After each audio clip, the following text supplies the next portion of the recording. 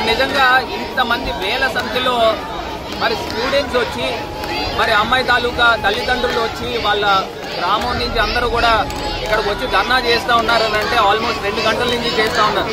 ఇప్పుడు దాకా ఏ రకమైన అంశాల గురించి కూడా యాజమాన్యం వచ్చి కానీ ఆ అమ్మాయి పరిస్థితి ఏ రకంగా ఉంది, నిజంగా ఆ అమ్మాయి బతికి ఉందా లేదా అనే అంశాన్ని కూడా ఇప్పుడు దాకా ప్రకటించడం జరగల. వాళ్ళు చెప్తా ఉన్నారు కుటుంబ సభ్యులు కేవలము ఐసీయూలో కూడా పెట్టలేదు, కనీసం ఆ వెంటిలేటర్ పెట్టి వదిలేశారనే అంశం గురించి మాట్లాడుతూ ఉన్నారు. మరి నిజంగా ఇంత దారుణమైన ఘటన రాజమహేంద్రవరం నగరంలో జరగడము నిజంగా చాలా దురదృష్టకరం.